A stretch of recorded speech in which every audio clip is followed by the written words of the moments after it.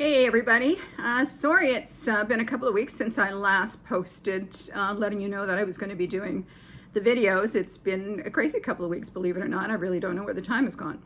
Anyway, I'm getting started today. So as I say, this series is going to be all about doing recipes out of my cookbooks, and I'm sure you've all done the same.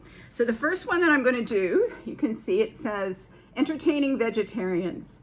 Now, these recipes are not for vegans because they do have dairy and cheese in some of them, and some of them will be with fish, etc. But they are great. I don't know about you, but every once in a while I like to have nothing but a vegetarian meal, like no meat. And I think these next two recipes will tweak your interest. The first one I'm going to do, let me just bring it out here, is called a sweet potato gnocchi, and appropriately, because I'm Italian, of course, I'm starting with a gnocchi recipe. So it sounded really good. It's with a cheese sauce. Now they wanted a dolce latte, sorry, mispronounced that, which is a sweeter gorgonzola, I will say. Or they suggested gorgonzola, but I couldn't find either. So I'm just going with the blue cheese and the cream. So here we go. My first video for cooking video from my cookbooks. See you in a bit. Hi there. How are you? Good to see you. All right, so what I did was, instead of wasting all of your time, I already pre-cooked, pre-baked the sweet potatoes. The recipe calls for it to be baked at 425 until they're tender, and then you peel them when they're cool. And now we're going to start with the next process. So I eventually, here's my cookbook, but I realized I really need a cookbook holder, so I just ordered one from Amazon. So they recommend a masher, of course, makes the best way. And if they're cooked well or easily, they're going to mash up quickly. And you want to make them sure that they're mashed up fairly well, because remember, you're making basically dumplings out of these. Now, the recipe calls for 1 pound, 2 ounces of sweet potatoes, and I didn't have a scale, so that's probably something I should buy myself. I didn't weigh it, I kind of guessed at it, so I may have more sweet potato here than they called for, but I will adjust. I'll check the consistency and adjust the flour and seasoning as we go. All right, I think that's pretty good. Can you see that? It's pretty much like, you know, mashed potatoes basically. So let me just put this away. I put this in the sink. I'm going to grab a wooden spoon. And here's how easy this is. You know, gnocchi takes a long time, but this is actually quite easy to do. Because the problem with gnocchi is you got to cook the potatoes, rice them, then you got to, you know, knead them into a dough. This you don't. So once again, I'm using this product. I want you to see it. Mon Ami was a gift. Merci, Mon Ami. We Cater to You is the company that makes it and sells it. And it's salt and pepper already mixed. I will taste this. There is no, they do not provide you with a amount of salt and pepper that you put in.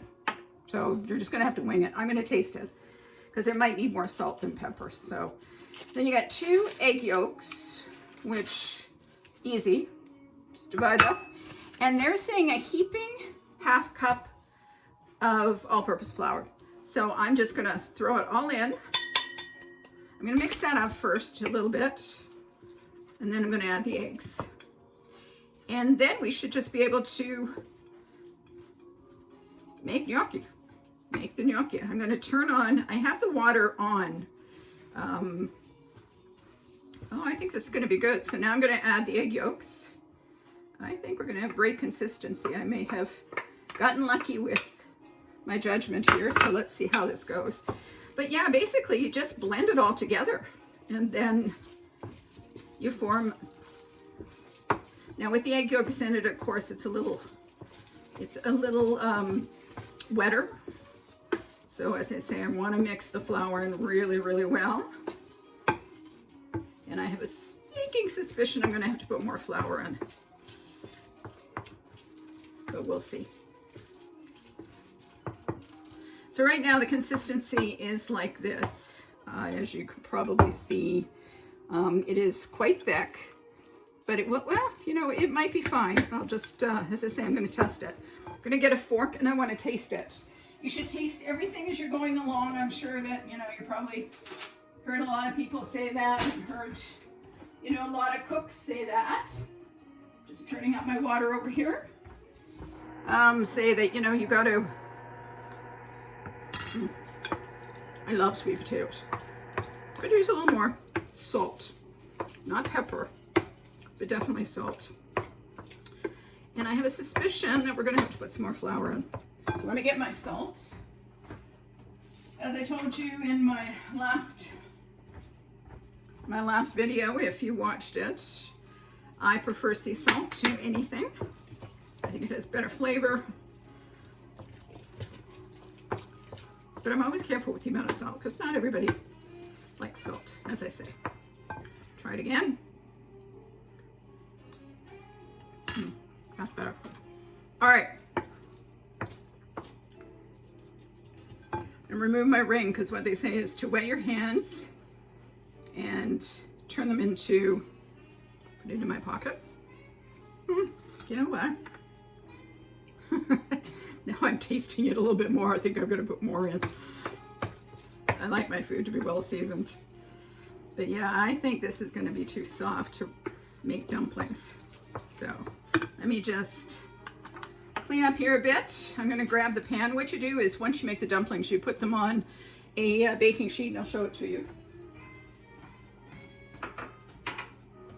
So the baking sheet has on it, has semolina on it.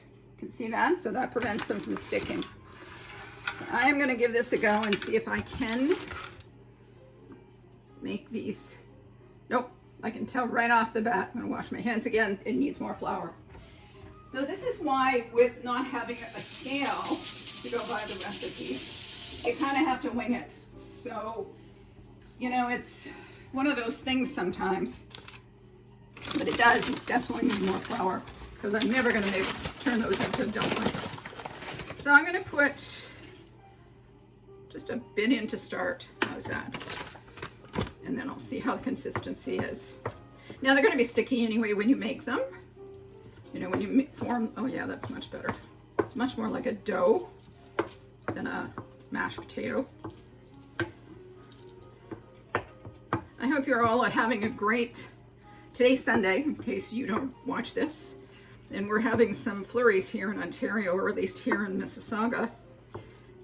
It's kind of crazy weather, but we all know that March is always like that, right? And I don't, you know what, I'm going to add a bit more so I can make sure, and then I'll wet my hands and we'll see what happens. Oh yeah, that's getting to be much better.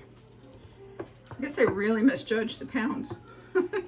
I did a funny thing. I took my 3-pound weight that I use for exercising and I kind of compared and thought, oh yeah, that feels like a pound versus the weight, but let's see how we do now.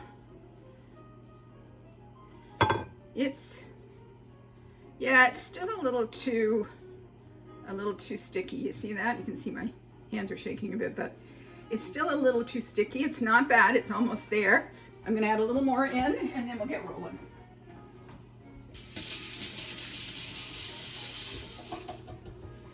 And this is what happens, folks, when you, you know, you have to kind of figure it out. And even if, you know, the ratios had been correct, depending on the water consistency of the potato, you just never know. You just never know if it's going to need more flour, so that's why you really need to play with it. But this is such an easy recipe. Wait till you get to the sauce. It's basically 2 things. It's cream and it's the cheese, and that's it. Okay, I'm gonna add a touch more because I'm just feeling like it's just not there. So as I say, we got snow flurries here in Mississauga. Good day to do a cooking video, although the sun is shining now and it's very windy. We're expecting some high winds again today.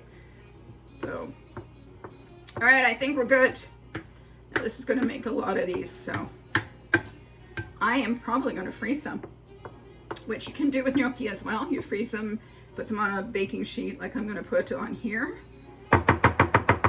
Now they say, it says roll the dough, so it should be more dough-like than that, I guess, into dumplings.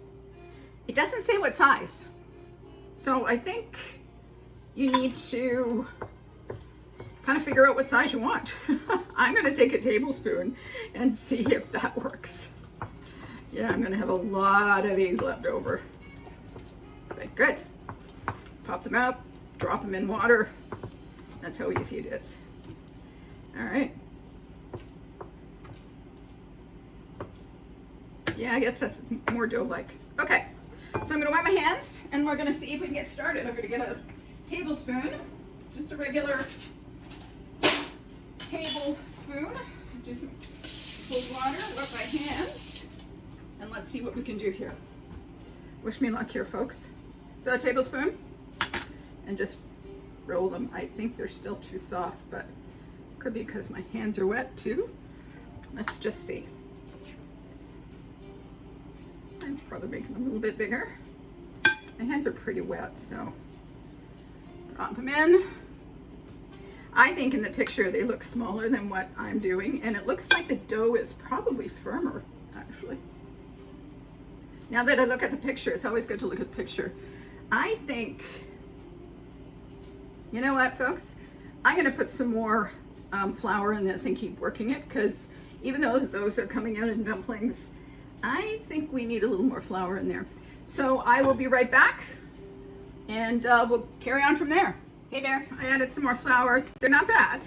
I think they're still a little sticky, but I did test one, and I'm making them quite large because they are soft, but I think overall, I think they'll be fine. And I'm just kind of dropping them. As you can see, my hands are sticking because I need to wet them again, but I'm just kind of dropping them on the sheet.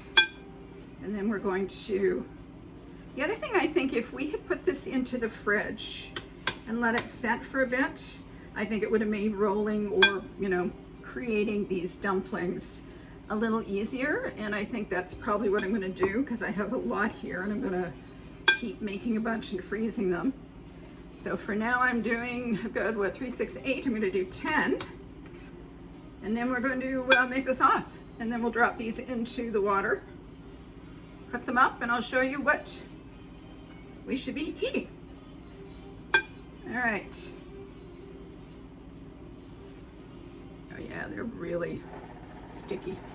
But that's okay. That's okay. You know, that's the one advantage of doing different things and trying it out for the first time. If it doesn't work, then you just, if you like the recipe, you go back and you basically make the adjustments you need to and go from there. All right, I'm going to leave that, and I'm going to take this and you, hello, back over here. How are you doing? Good to see you. As you can see, there are the dumplings. Can you see them? Yeah, just, there we go. There's the dumplings. All right, give me a minute here. I'm going to get myself organized so you can see what I'm doing. It's always the fun part, as I always say. I'm not a professional videographer. Don't claim to be. Don't want to be. So I have here, let me just put the lid back on this water. I have here, I'm using 10% cream. They say light cream, so I'm using 10% cream. And I do normally in the house, I have 5% cream. And there is the blue cheese right there. Let's see if I can get you a little bit down farther so you can see stuff. So all it says is, and I think this is the easiest thing in the world, so I'm going to put it on my lower burner, because what it says in the recipe is that, and I'm going to make, it says 2/3 of a cup, but I'm going to make a full cup because I've got more cheese than what they called for, of course. And what you do is you just put it in the pan and you let it come to a boil. That's all you do. It comes to a very slow boil, and then you add the cheese and let that all melt. And I'm going to cut up the cheese. They say to cut up the cheese. I thought I had a knife quickly. I have a lot of different knives. You can see that. I'm just gonna cut the cheese into pieces. Yeah, sort of small, you know, small regular size, depending on the thickness of the cheese. And then once the cream comes to a boil, I'll turn it down, add the cheese, and then I'll drop the, you know what those things are? The dumplings. And it's been one of those days. See? That's what happens when you get older. Anyway, I'm not going to leave you sitting here waiting for this cream to come to a boil. I will be back. Okay, it's time to start cooking these dumplings. I'm going to put them into a spider because I always find it's much easier to drop them into a spider.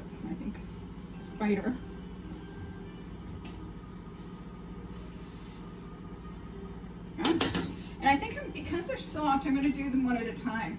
As I say, I think the next time I will probably, I couldn't bring this over, but I could probably put them in the fridge, let them get firm, and they would be easier to handle. But as it is, kind of the way it goes sometimes. The cream is boiling. And while these are cooking, I'm just kind of making sure they stay separated. While these are cooking, I'm going to add the cheese. I actually managed to put 2 of these in at a time, which makes it a heck of a lot easier. They aren't going to be pretty, these ones. And then I'm definitely going to freeze a bunch. And there we go. Just going to stir that up. All right. So when they are ready, they will, can you see me? Hi. They will come to the surface. And that's when they'll be ready. All right, I'm going to drop this cheese in. It's boiling. I need to bring it right down because you only want it just boiling a little. And I'm throwing all of this cheese in. I don't know about you, but I love blue cheese, gorgonzola. I'm not a big, sometimes Roquefort can be very strong. So I'm not a big Roquefort fan.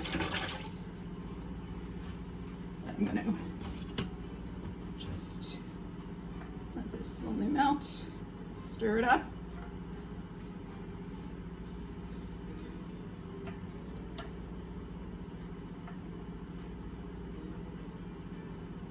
And that's really, as I say, folks, that's how easy it is. Oh, for some reason or other. Oh, there it is. There it is. That's better. For some reason or other, the slowly coming up. As I say, I don't think they're going to look pretty because they're because they were so soft.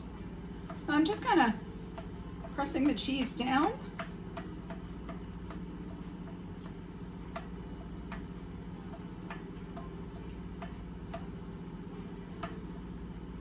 It's a very loose sauce. Even in the picture, it looks very loose. I'm just stirring it to keep it consistently. You don't want to stick. Cream is terrible when it's scorched. You don't want that to happen. All right, I'm going to keep working on this. And when I come back, we'll be sitting down to eat. See you in a bit. All right, well, I'm done. They're not as pretty as I would like them to be. So again, it's a living, learning process. But I'm going to try them right now and see how they taste. They smell great. And I'm using a spoon so I can get up that sauce because the sauce is a loose sauce. So here, I'm gonna move this up so you can see me eat, maybe. Yeah, no, it's stuck. Hi.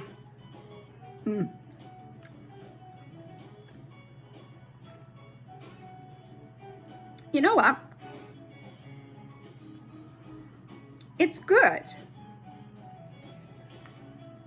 But I don't know. Here's the thing, I don't know whether I would make it again. But I think the flavors are there.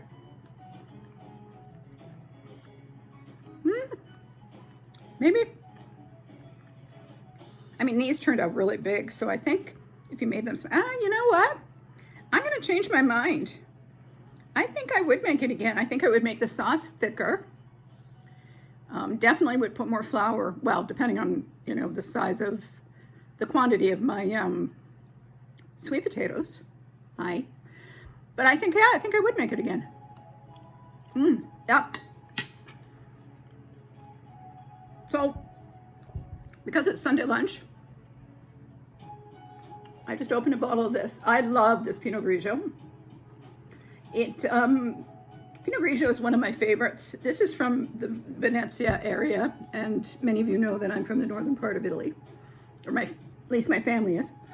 So I really love Friulani, wines from the Venice region. I mean, I like wine, period, but they're one of my favorites. And I really think, you know, I really do think, I'm just gonna bring you up here so you can see me now. Yeah, that's better. There we go.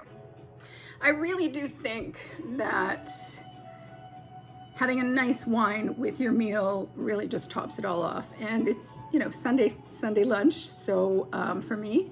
So I'm gonna say salute. I'm gonna go back and enjoy some more. As I say, I'll make some adjustments to the recipe, as I always do after I try one for one. Once I always make some changes. Yeah, I'm enjoying this. Anyway, cheers, enchanté, salute, buon appetito.